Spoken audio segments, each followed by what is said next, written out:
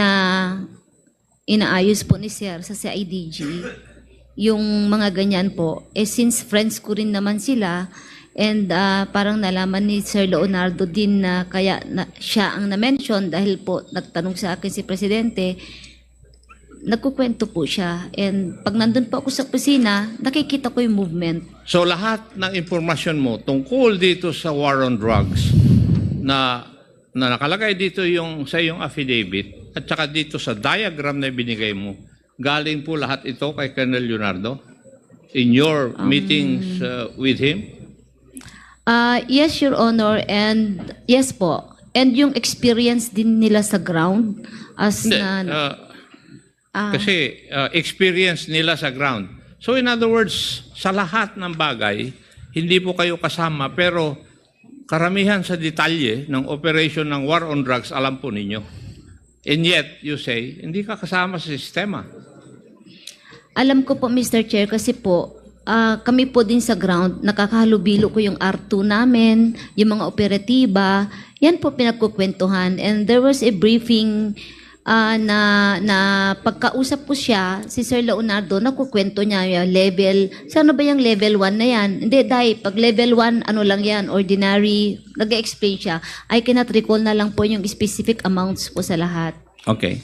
Nag-explain po siya sa akin. On that day, you said that you were called by the President. Dalawa lang kayo nag-usap. Yes, Your Honor. Tapos, hindi mo inaamin dito sa amin sa previous hearing na hindi ka malakas kay Presidente Duterte.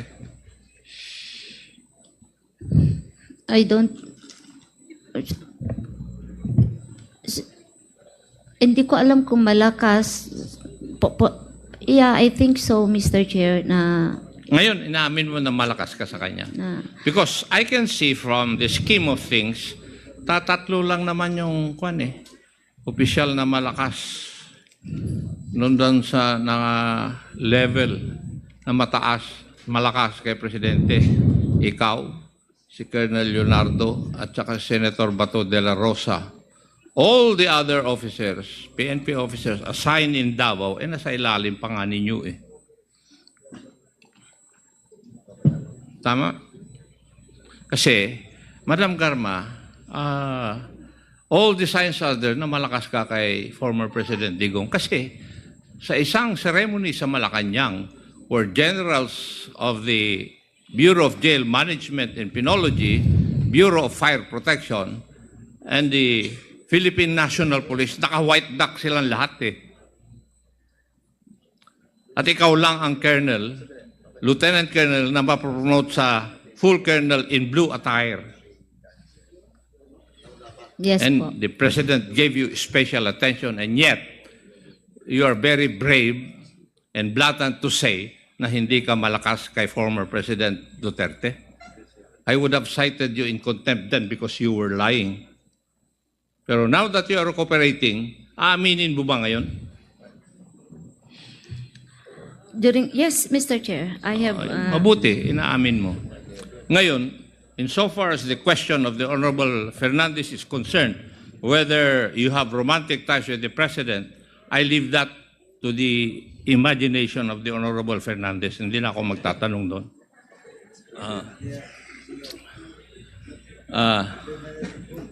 Kasi kung magtatanong ako, baka umamin ka Kaya ayaw ko na ron. Sa totoo lang. Baka umamin ka. Hello po mga ka-viral, welcome back to this YouTube channel. Latest update tayo, matindi at matapang. Napasabog ang inilahad ni Colonel at former PSTSO General Manager na si Colonel Rowena Garma hinggil sa tunay na mga utak sa nangyaring war on drugs at AJK ng former administration. Ang dating pinagkatiwalaan ng Pangulong Duterte ay bumaliktad na at kumanta hinggil sa kanyang nalalaman sa mga operasyon kontra droga at pagkasawi ng mga biktima na nasa listahan ng narco-list ng Pangulo. Hindi nakapalag ang mga pangalan ni Senator Bongo, Senator Bato de la Rosa at ang naging papel ni Colonel Edelberto Leonardo na siyang tumulong at nagplano hinggil sa AJK at Oplan Tokhang. Si Colonel Leonardo ay napili ng Pangulo dahil qualified siya di umano dahil miyembro siya ng INC na siyang hinahanap na qualification ng Pangulong Duterte. Ayon kay Colonel Garma ay ginawang model ng Pangulo ang Davao City para gawin sa buong bansa hinggil sa war on drugs. Ginamit ng Pangulo ang PNP, PDEA, NBI at PNP-IG para maisakatuparan ang mga plano.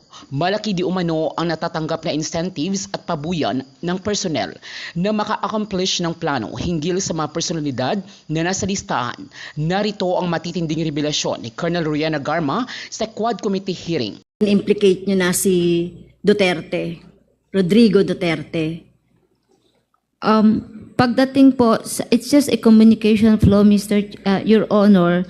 But I do not know kung galing po doon. Basta ang sinabi lang ni Pedro, si Muking ang nagpapadala. So, Okay, kung pero si saan man Muking- kinuha niya ni Muking, that I do not know. Pero Yes.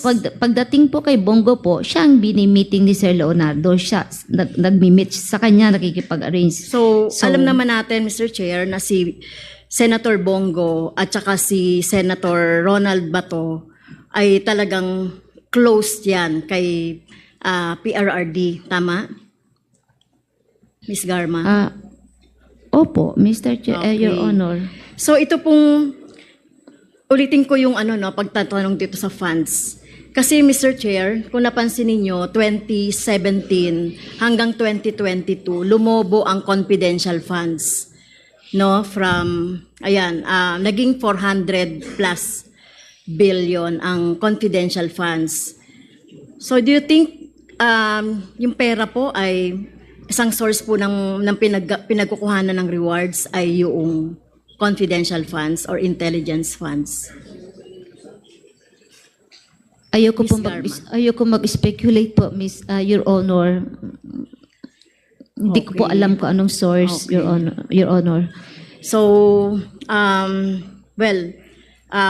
kung hindi niyo yun masasabi, obvious naman, Mr. Chair, no? Pagdating dito, no, kay Bongo tsaka kay Ronald Bato, close kay PRRD, at ang pera, ang flow ng pera mula kay Bongo hanggang kay Muking, patungo kay Pedro. At si Leonardo yung bahala dun sa ibang pagbibigyan ng pera. As the matrix show or the flow chart show. Minention mo si Peter Lim. At doon sa affidavit ni Kerwin, parang ini-implicate parang sinasabi doon sa affidavit ni Kerwin na pinapa-implicate si Peter Lim doon sa war on drugs or doon sa droga. Hindi mo minention si Michael Yang. May alam ka ba kay Michael Yang? Wala po, Your Honor. Kaya ko lang na-mention si Peter Lim because I was assigned in Region 7 at it appeared that he is the biggest drug lord sa Visayas area. That's why siya lang ang naaalala ko as far as Visayas area is concerned. Okay. So hindi mo alam na baka si Michael Yang ay sa Mindanao area naman? Wala po akong alam, Your Honor. Okay. By the way, ang mas mataas sa inyo ni Leonardo ay si Colonel Leonardo, tama? Kayo po yung... Yes po, class 96 po siya. Okay, class 9. Your Kasi sa affidavit ninyo po, kinausap kayo ni PRRD para bumuo ng task force at naisip ninyo si Leonardo. So, Wala po siyang, hindi siya nagsabi na bubuo kami. okay, pero naisip niyo po, dahil wala kang experience, si Leonardo yung naisip mo. Hindi po. Very specific po instruction, operatiba na Iglesia ni Cristo. Definitely it's not me because I'm not an Iglesia ni Cristo, Your Honor. At saka hindi talaga ako operatiba. Yes, sinabi niyo po kasi sa affidavit ninyo na wala nga kayong experience. Hindi rin kayo Iglesia ni Cristo. Nagpahanap lang po. Pero alam ninyo, si Leonardo ay Iglesia. Bakit ba Iglesia ni Cristo? Tinanong mo ba si Presidente? Bakit si Duterte? Bakit Iglesia ni Cristo? Hindi ba? na, Oo, bakit nga? nahiya ako magtanong, Your Honor. Nahiya po ako magtanong. I just complied. So dahil alam mong Iglesia ni Cristo si Leonardo, siya yung kinontak mo. As yung sinabihan, far as nasabihan. during that time po kasi, nakita ko kasi operatiba talaga si Sir Leonardo and I work with him sa CIDG 11. So siya yung una, later part na realize ko pwede siya. So I mentioned his name kasi Iglesia ni Cristo rin siya at medyo may katungkulan siya sa iglesia. So I think he is qualified, Your Honor. Okay. So, well, nagswak naman doon sa requirement ni Presidente Duterte, si Leonardo. Sa tingin ko po na kasi siya naman po na atasan, so perhaps po na-qualify po, Your Honor. Okay. So, dito sa affidavit mo, Mr. Chair, talagang talagang mention si Leonardo as part nung nung flow of payment o ng flow of rewards dito sa war on drugs or sa extrajudicial killings. Tama po ba? Actually, lahat po ng officers, it's a public knowledge po. Takot lang po sila magsalita. Pero lahat po ng officer na nandito po sa loob, alam po nila yan, public knowledge lang po. Ako lang po naglakas loob magsabi, Your Honor. So lahat ng mga officers dito, so ibig sabihin si Marcos, alam niya yan, so lahat ng PNP, si Torre, yung mga yan, alam na po lahat. Yes, Your Honor. Okay. Okay, thank you, Mr. Chair. Sa PIDEA naman, Mr. Chair, nag-show po kayo ng list, di ba? Merong new list, may original list, may PRRD list, meron yung isa pang category ng listahan. So, dito po sa mga list na to, may mga X. Ibig sabihin po, namatay na po yon. Yung may mga X. So, di ko kilala po yung mga, yung nasa list, no?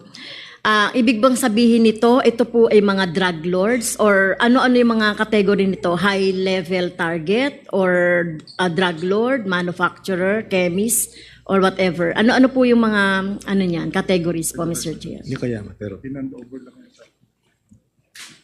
in the pictures that were shown in the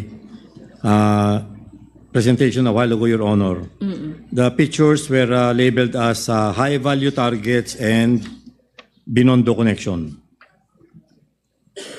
There were two sets of, these are the two sets of pictures. So, yung Your Binondo Honor. connection, Yes. so ito talagang literally Binondo?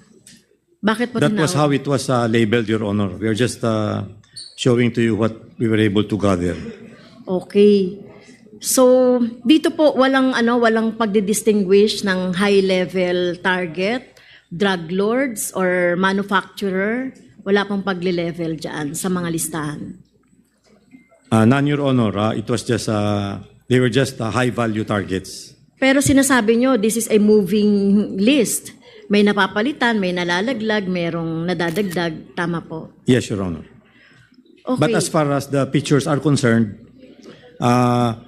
only additions were done. Only But additions. nobody was deleted. I mean, if you Well, look at the Pag monitor namatay now, na. ma'am, yeah, Okay. Pag on the namatay right side, na, parang wala na. yeah. So- The one in the blue box are additions to Okay. the list on the left, to your Okay. left. So PRRD list. So ibig sabihin originally nanggaling kay Duterte ang listahan na ito po, yung nasa Binondo connection. The three lists, ma'am, the three were lists- originally called the PRRD list. So nanggaling lahat. I mean, the file name was PRRD list and we just adopted it. Okay. So ito yung mula pa nung umpisa na ipinagmamalaki niya ng mga listahan ng mga narcopolitics or mga drug lords. Ito na 'yon. Yes, Your Honor. Okay. So ibig sabihin, Mr. Chair, dito sa mga listahan, na-bet niyo na po ba itong mga list na ito? No, Your Honor. That's the reason why it was being validated every now and then, but when it goes back to the palace, we were informed that when the list goes down, additional names are included. So there is a belief that somebody from the palace or somebody from up there was including names. So it was very difficult to really vet it. But finally, come in the August 2020 list, but it was, when did they start remedied? Can you just show the slide? 2019. In 2019, the effort to validate this list started, Your Honor. Okay, so natapos na po yung pag-validate or na-check? The validation is continuing, Your Honor. It Pero is still pending. Because are you it- conducting po the investigation po dito sa PRRD list? Yes, it is ongoing, Your Honor. But you see, there is a remedied committee that is supposed to review this before they submit it to the Executive Secretary for names to be delisted, retained, or to be placed on suspension file. However, this has not been acted upon since the PBBM administration. So nandyan po ba si Peter Lim tsaka si Michael Yang sa list? Michael Yang is not there, Your Honor, but I think Peter Lim is. Let me just double check. But as far as Michael Yang is concerned, he is not in any of the lists. Peter Lim, yes, sir. Peter Lim, positive, Your Honor. Pero you have investigated Michael Yang kasi alam ko parang nag-imbestiga yata ang PIDEA kay Michael Yang at may positive na involvement siya sa drugs. When I took over in November 2022, Your Honor, I immediately asked for the name Michael Yang if it was listed in our records, but there is no record. Yeah? Negative, Your Honor, for Michael Yang. No hit for Michael Yang, Your Honor. How about yung kapatid niya po? None also, Your None Honor. also. Pero syempre, obviously, galing yan kay PRRD. And we know naman that Michael Yang is being protected by PRRD. So mukhang hindi siya talaga, list na talagang, na talagang hindi bias, di ba? Kasi mayroon nga ngayon ongoing investigation, di ba, kay Michael Yang. So, baka unsolicited advice, baka pwedeng imbestigahan po ng PIDEA. Yes, Your Honor, because because of these Quadcom hearings, the connection of the POGO is now, the POGO and the drugs connection is Yes. now established. So it is being investigated. Yes, thank you However, po. Your Honor, let me just explain that in our presentation, we showed that you can tinker with this list. Yeah, you can play with the list. That's the reason why we bring it upstairs and it goes down to us. There are new names listed. But just to take as an example, the names of Mabilog and Wesley Barayuga. So, in other words, this list was being, manipulated without validation. Even if PIDEA was validating it, when it would go up to show the results of our efforts, the list when it goes down, there are more names added. So that's why, just to make sure, we already joined list 1, 2 to have list number 3. Okay. Kailan niyo po mababalidate lahat ng mga nakalagay na mga listahan niyo po doon? Kasi parang tingin natin talagang tumitibay yung conclusion namin na parang war between among drug lords ito. So pwede niyo bang maklasify yan as mga drug lords, mga pushers lang or whatever? Pwede bang magawa yon ng PIDEA? Yes, Your Honor. If you look at the monitor in front of Your Honor, you can see under September 2, 2020, the approval of guidelines and procedures in the conduct of, etc. Okay. This is the process that we are we are showing to you, Your Honor, that it doesn't only take PIDEA to validate this list. Okay. Sino po yung... There is this remedied committee, which is composed of the SILG, the DG PIDEA, the Chief of Staff, and the Chief PNP. Okay. Unfortunately, as I was saying, during the PBBM administration, this list was never acted upon. That is why we have recommended to the palace that why don't, since we are conducting regular barangay drug clearing operations and we are conducting also regular seminar workshops on how we can review our watch list, we were recommending that this remedied list be incorporated already into our barangay drug clearing program so that they can be validated also. So there is no more need for the remedied, but we are waiting for the palace to act on our recommendation, Okay. Your Honor. Mr. Chair, kasi yung mga list nyo na nandiyan, tingin ko mga high value yan, ano. Iba pa kasi yung list ng mga barangay, no? During the drug war ni Duterte. Iba pa yung list na yun. Millions yun eh. Yung mga inaano doon sa nililista ng mga barangay, na mga nai-involve doon sa drugs na sinasabi ay siniseminar. So, wala dyan sa list, no? Iba pa yung list natin sa barangay level. Yes, Your Honor, we would like to merge all of these lists together so that we will only have one list. Well, hindi po. Pwede natin pag-ibahin, di ba, yung mga listahan sa barangay. Kasi 1 million yun eh, dun sa report na nakita natin during the previous hearings. So 1 million po yan. Mga ano to, no? Katulad yan, mga may hirap na extrajudicial killed. No, yun po. Tapos ihalo nyo dyan sa listahan na mga narcolist yan, mga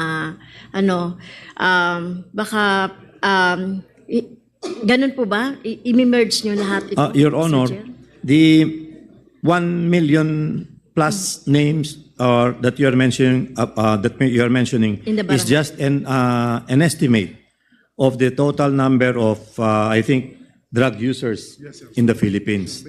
There are no names, Your Honor. But we do our barangay drug clearing program, we have names. And Yes, pero Mr. Chair, obvious naman eh, ang mga napapatay, mga mahihirap.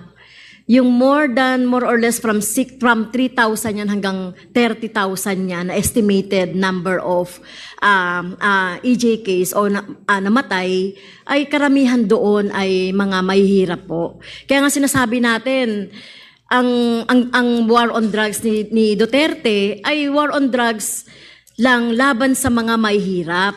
At ito ay labanan ng mga drug lords, ng mga kompetensyahan sa mga droga. So may ganun ba kayong investigation na nakita ninyo na nagkaroon talaga ng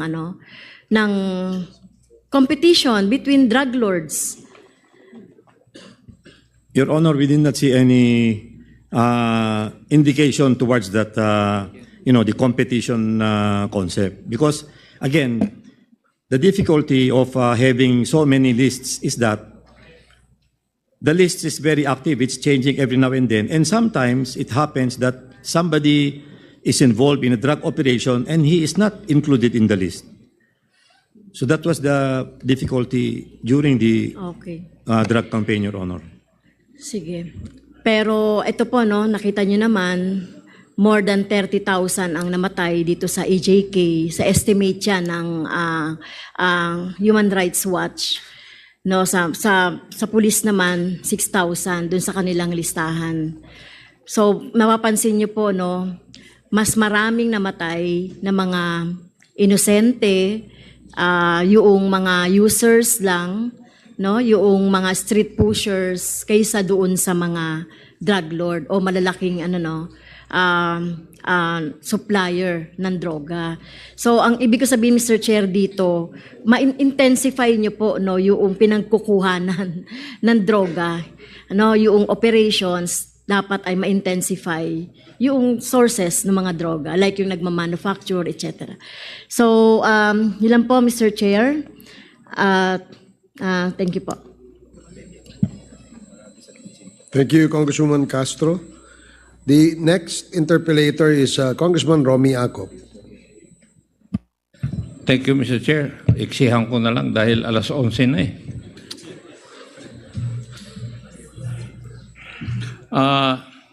Pedea, ang sabi po ninyo, may listahan na noong July 2016. Yes, Your Honor. Yes, and whose list was that?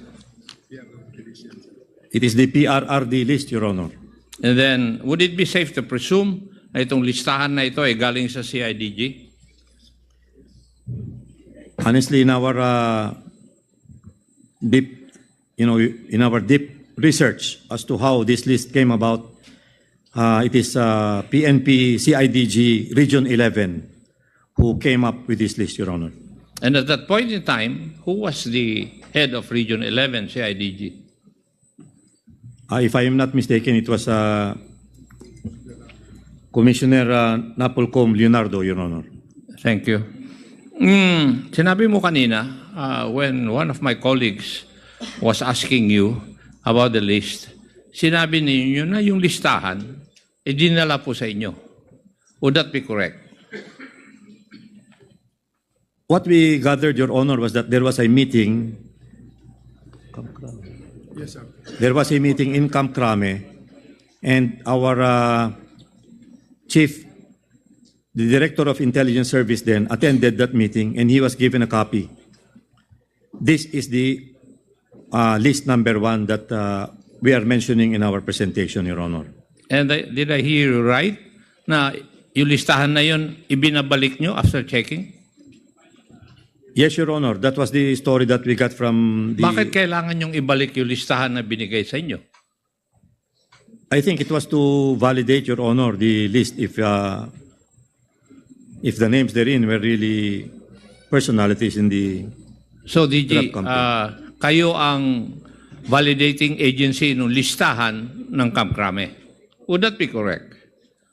Your Honor, we were just part of the agencies that were validating the list. I would presume that the AFP and the PNP would also be checking on the list, Your Honor. Tapos pag binalik nyo, binabalik sa inyo, may dagdag na pangalan. That was the observation, Your Honor. Thank you. Now, General Ernia,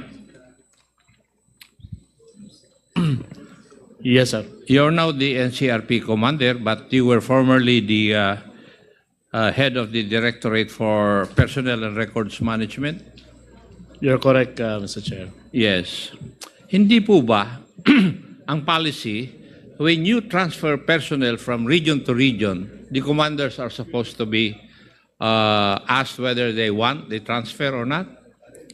Our policy states that you have to get the accommodation to the gaining unit, and you have to get an availability for transfer from your current unit. If you satisfy those requirements, then the order can be issued by the Directorate for Personal Records Management, Mr. Chair. And it is only the officer who is transferred. Hindi yung lump sum na nililipat mo. Di ba?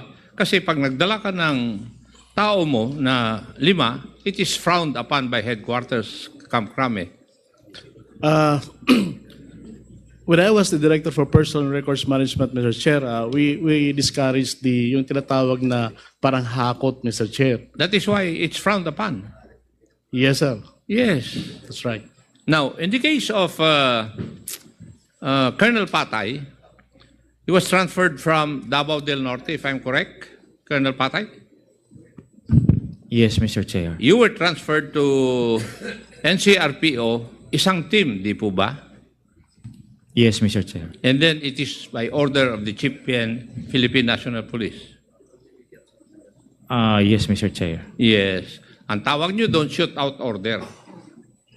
Walang dinaanan, basta in-implement ng DPRM. Would that be correct? Di ba? General Ernia, ganun? Mr. Chair, there are cases that we call shoot order.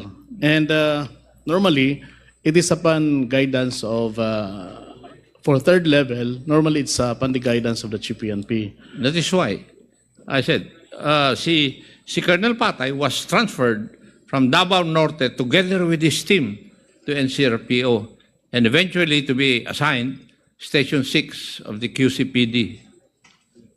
Hindi ba, Colonel Patay? Yes, Mr. Chair. Yes. And then the same is true with Colonel Marcos. Insofar as CIDG is concerned, he was brought and assigned to Region 11 CIDG together with his team. So kung titingnan mo yung mga movements, talagang may plano. Di ba? There's a plan na ganun ang mangyayari. And maybe that is the reason why yung si Colonel Pitalio ay na-assign sa Laguna, na-assign sa Rizal. Now, DG Lasso, can you provide this committee the areas where Only 173 was initiated by the PIDEA and 1 was initiated by NBI. 6,085 is attributed to the PNP, Your Honor. They and would out have- of the 6,000 plus, ilan po yung high value targets, ilan yung users lang, at saka ilan yung pushers pursuant to the Tokhang operations? Your Honor, we do not have that data with us. We will try to distinguish the victims as to how they were categorized, Your Honor. Thank you.